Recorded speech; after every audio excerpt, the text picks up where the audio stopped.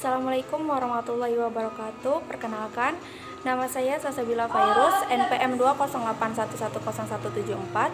Saya maba Universitas Islam Riau dari Fakultas Psikologi kelas E. Di sini saya akan membahas materi tentang kesadaran. Kesadaran adalah kondisi di mana seseorang individu memiliki kendali penuh terhadap stimulus internal maupun stimulus eksternal. Kesadaran juga dapat didefinisikan sebagai kesiagaan seseorang terhadap peristiwa-peristiwa lingkungannya, serta peristiwa-peristiwa kognitif yang meliputi memori, pikiran, perasaan, dan sensasi-sensasi fisik. Dalam psikologi, stimulus adalah bagian dari respon stimuli atau rangsangan yang berhubungan dengan kelakuan. Kesadaran memiliki dua macam, yaitu kesadaran pasif dan kesadaran aktif. Kesadaran pasif adalah keadaan di mana seseorang individu bersikap menerima segala stimulus yang diberikan pada saat itu, baik stimulus internal maupun eksternal. Dan yang kedua, kesadaran aktif. Kesadaran aktif adalah kondisi di mana seseorang menitik beratkan pada inisiatif mencari dan dapat menyeleksi stimulus-stimulus yang diberikan. Baiklah teman-teman, di sini saya akan membahas teori kesadaran menurut Sigmund Freud. Freud berpendapat bahwa kesadaran memiliki 3 tahapan, yaitu alam sadar atau conscious mind, alam prasadar atau preconscious mind, dan alam bawah sadar atau unconscious mind. Dalam teori tentang alam sadar, Freud menjelaskan bahwa alam sadar adalah satu-satunya bagian yang memiliki kontak langsung dengan realitas. Menurut Sigmund Freud, kesadaran itu merupakan suatu bagian terkecil atau tipis dari keseluruhan pikiran manusia. Hal ini dapat diibaratkan seperti gunung es yang ada di bawah permukaan laut, di mana bongkahan es itu lebih besar di dalam ketimbang yang terlihat di permukaannya. Kemudian, tahap yang kedua yaitu alam prasadar. Tahap ini biasanya disebut sebagai jembatan antara alam sadar dan alam bawah sadar.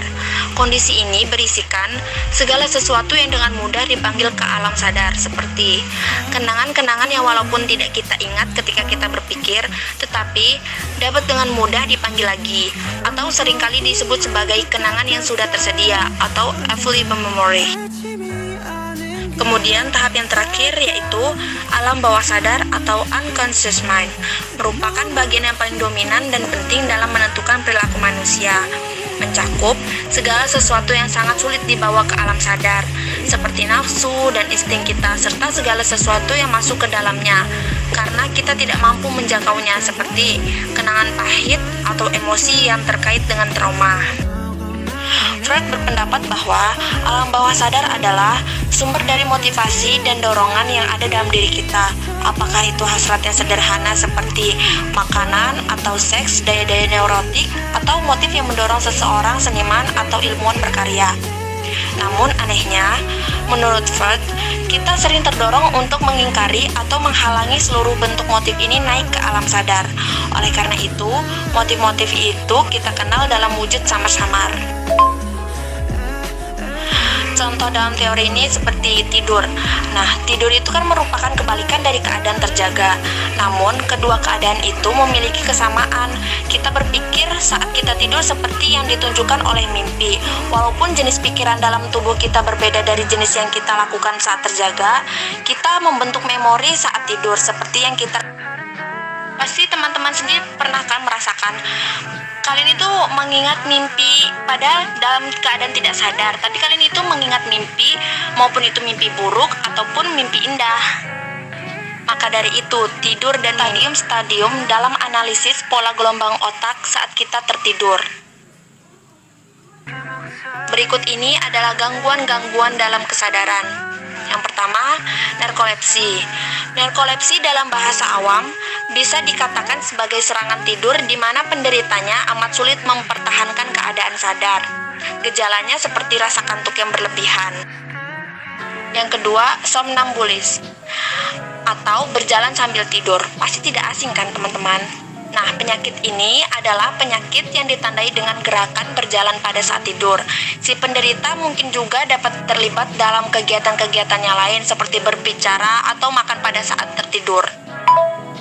Pemicu terjadinya gangguan ini, sang penderita memiliki suatu kondisi ataupun penyakit yang dapat mempengaruhi siklus tidur sehingga mendukung terjadinya penyakit ini. Kemudian yang terakhir, sleep paralysis atau tidur lumpuh. Menurut medis, keadaan ketika orang akan tidur atau bangun tidur merasa sesak napas seperti dicekik, dada sesak, badan sulit bergerak, dan sulit berteriak disebut tidur lumpuh.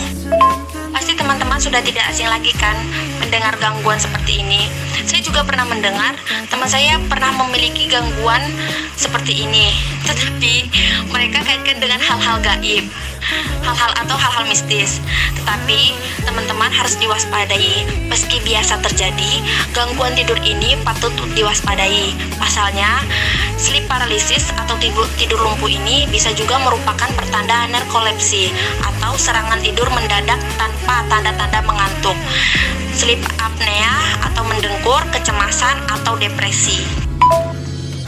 Baiklah teman-teman, apabila ada salah kata dalam video penjelasan saya mohon maaf sebesar-besarnya. Di sini saya masih belajar teman-teman. Semoga video saya bermanfaat. Assalamualaikum warahmatullahi wabarakatuh.